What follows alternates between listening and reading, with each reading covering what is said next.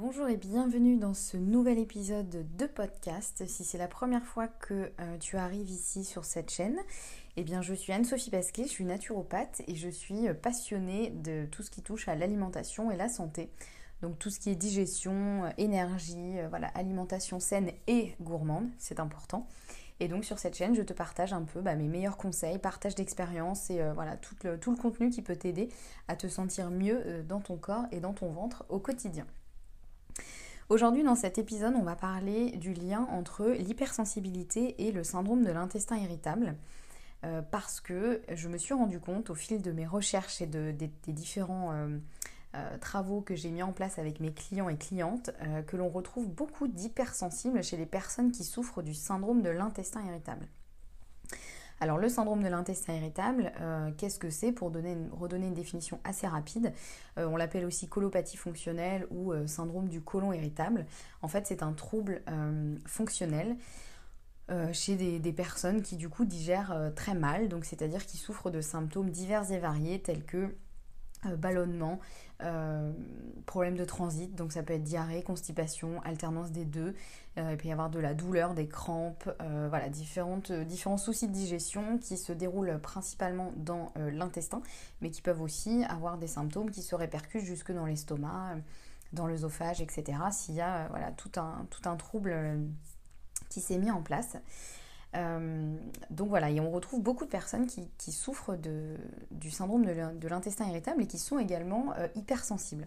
Alors on va redéfinir un petit peu ce qu'est l'hypersensibilité parce qu'on entend un peu tout et n'importe quoi à ce propos. Et souvent, là par exemple, ça m'a un petit peu énervée parce que j'ai voulu faire une recherche sur ça sur internet et j'ai mis par exemple définition hypersensibilité et sur quoi je suis tombée en premier, sur la photo d'une femme en train de pleurer. Et malheureusement c'est un peu l'image que l'on a de l'hypersensibilité aujourd'hui dans notre société, c'est une femme qui pleure, c'est-à-dire qu'on considère que l'hypersensibilité déjà ne touche que les femmes et en plus de ça que ça veut dire simplement qu'elle ne fait que pleurer. Donc évidemment c'est faux et aujourd'hui on va redéfinir rapidement ce que c'est. Et puis ensuite, on verra pourquoi il y a potentiellement un lien assez fort entre le fait d'être hypersensible et le fait de souffrir du syndrome de l'intestin irritable. Donc l'hypersensibilité, c'est simplement le fait de ressentir plus fortement certaines choses. Alors ça peut être au niveau des sens, donc au niveau sensoriel, donc c'est-à-dire au niveau de l'audition, de la vue, de l'odorat, du goût ou du toucher. Et ça peut être aussi au niveau des émotions. Alors souvent les deux sont liés, mais pas forcément. Ça peut être simplement, on peut être soit l'un soit l'autre, mais en général, donc c'est soit une hypersensibilité sensorielle, soit émotionnelle. Donc c'est-à-dire qu'on va ressentir plus fortement les émotions, qu'elles soient positives ou négatives, entre guillemets. Et encore une fois, ça peut être les deux. Alors donc factuellement c'est simplement ça, donc ça veut dire qu'on ressent plus fortement. Alors ça veut pas non plus dire que l'on est plus faible que les autres, ça veut pas dire que par exemple si on ressent plus fort la douleur, ça veut pas dire que entre guillemets on est une chochotte comme on peut l'entendre de temps en temps, ça veut juste dire que notre ressenti est différent, ça se joue vraiment au niveau nerveux, donc c'est des choses qu'on ne peut pas contrôler et c'est des choses qui sont, c'est factuel en fait, c'est pas du tout un jugement de valeur, c'est pas... ça veut pas dire qu'on est plus faible que les autres, qu'on est moins bien, qu'on pourrait faire un effort et arrêter de ressentir tout ça aussi fortement. C'est juste factuel, c'est comme ça, on est comme ça. Malheureusement, comme je l'ai dit, c'est souvent vu négativement dans la société. Donc déjà, ce que je voulais faire avec cet épisode, c'est déjà vous rassurer si jamais vous êtes hypersensible ou que vous pensez l'être, parce que des fois, on ne s'étiquette pas forcément hypersensible, mais si vous avez l'impression en tout cas de ressentir les choses quand même assez fortement par rapport aux autres et que de temps en temps on vous dit « Oh non mais ça va, arrête d'en faire tout un plat » ou arrête de faire ta chochotte ou que sais-je, bon il se peut que vous soyez un petit peu hypersensible. Donc si c'est votre cas, déjà je voulais vous rassurer et vous dire que c'est ok, que vous êtes légitime et que ce n'est pas un défaut, que c'est juste c'est juste factuel, c'est un fait, c'est comme ça. Et ça peut même, moi je considère ça vraiment même plus comme une qualité, même si je peux comprendre que ça peut être pesant au quotidien, parce que c'est pas toujours de tout repos, de ressentir tout de manière un petit peu plus forte.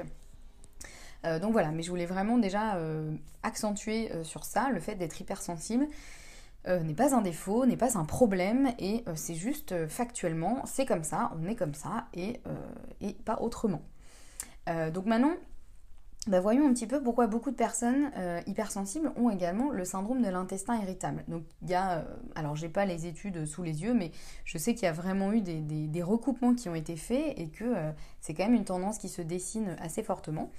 Alors pourquoi les personnes hypersensibles potentiellement souffrent plus que les autres du syndrome de l'intestin irritable? Il y a plusieurs hypothèses, même si à l'heure actuelle, il n'y a pas vraiment de réponse scientifique. Mais il y a deux hypothèses principales, on va dire deux axes principaux. Donc déjà, il y a le premier qui est une hypersensibilité émotionnelle. En général, quand on ressent plus fortement que les autres les émotions, on peut avoir plus de manifestations au niveau du ventre. Puisque d'une manière générale, on dit que les émotions, elles naissent dans le cerveau et elles vont s'exprimer dans les intestins. Donc ça c'est à peu près le cas chez tout le monde, hein. On le sait bien, quand on a le trac par exemple, on a un peu le ventre noué, quand on est amoureux on a des papillons dans le ventre, voilà. Donc chez tout le monde, on va dire, les émotions s'expriment plus ou moins dans les intestins.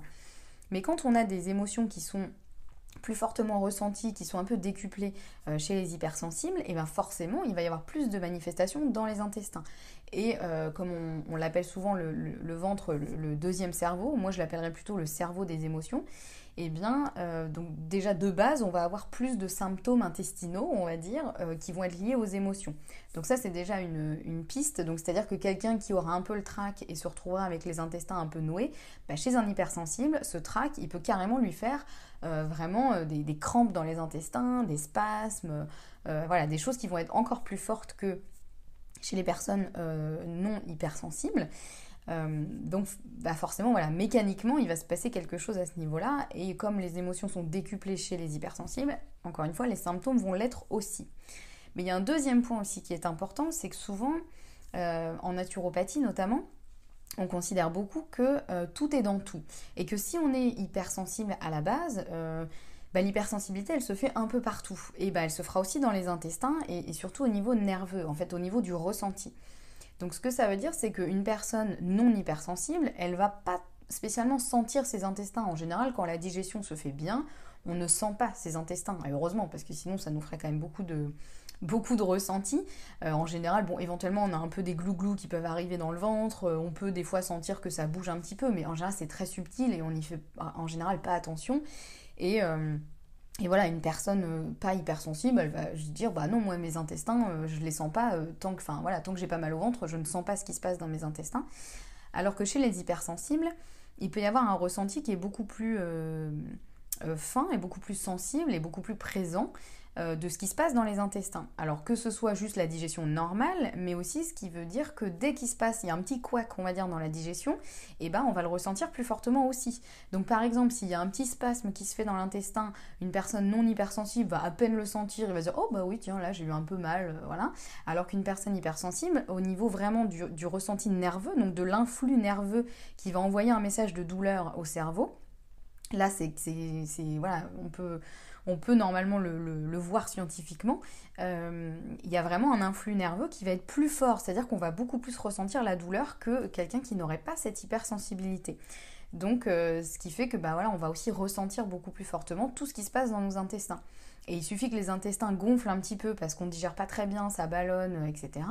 Et du coup on va le ressentir beaucoup plus fort. Alors qu'il y a des personnes, ils peuvent avoir le ventre très gonflé, parce qu'ils ballonnent, parce qu'ils ont mangé un truc qui passe pas très bien, mais ils n'auront pas forcément mal, ça va pas forcément les gêner, et voilà, ça va presque passer inaperçu, si je puis dire, alors que chez les hypersensibles, dès que le ventre commence un peu à gonfler, par exemple, là, ça va commencer à faire mal, parce que les nerfs qui sont présents autour des intestins vont beaucoup plus s'activer et beaucoup plus envoyer un signal de douleur au cerveau que chez les personnes non hypersensibles.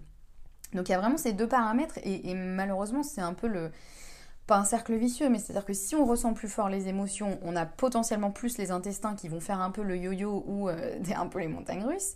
Et en plus de ça, on a les nerfs plus sensibles autour des intestins, donc ça va envoyer plus de signaux de douleur ou en tout cas d'inconfort au cerveau. Donc voilà, c'est un peu le combo, alors pas gagnant pour le coup, un peu le combo perdant. Mais voilà, c'est vraiment pour expliquer qu'il y a à la fois une hypersensibilité émotionnelle, mais également une hypersensibilité nerveuse, où vraiment les nerfs autour des intestins sont beaucoup plus sensibles que chez les personnes non hypersensibles.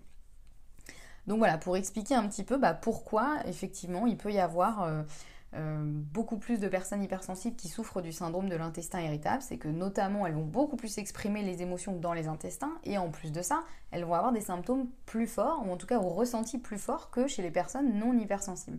Et puis tout ça, évidemment, sur le long terme, ça peut aussi entraîner plein d'autres choses, et aussi un peu un mécanisme de fonctionnement où le corps va s'habituer, on va dire, à fonctionner comme ça, et rentrer dans un espèce de schéma où du coup, c'est quasiment normal de souffrir de ça. Et voilà, et après, il faut réussir un petit peu à en sortir. Donc voilà, donc j'espère que c'est un petit peu plus clair pourquoi il y a beaucoup de personnes hypersensibles qui souffrent du syndrome de l'intestin irritable. Je ferai un prochain épisode si c'est quelque chose qui vous intéresse sur si vous êtes hypersensible, comment essayer de mieux gérer ça, c'est-à-dire à la fois son hypersensibilité mais surtout celle qui est liée au syndrome de l'intestin irritable. Parce qu'on ne sait pas toujours comment faire, voilà, on est parfois un peu submergé par toutes ces émotions, par tous les stimuli qu'on peut avoir autour de nous, stimuli sensoriels, donc au niveau du bruit, de la lumière, des odeurs, voilà, donc comment faire un petit peu pour mieux s'en sortir, mieux gérer ça au quotidien pour que ce soit plus agréable en tout cas. Et voilà, donc je vous ferai un autre épisode dédié à ça, parce que sinon ce serait un peu long dans celui-ci. Et puis j'ai aussi moi une amie qui travaille aussi sur l'hypersensibilité.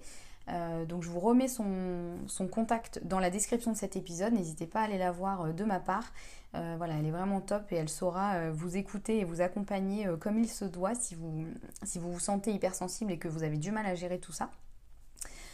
Donc voilà, écoutez, moi je vous retrouve dans un prochain épisode. En attendant, on se retrouve sur Instagram où je suis présente quasiment tous les jours, et également sur Telegram où je vous partage tout mon contenu préféré du moment.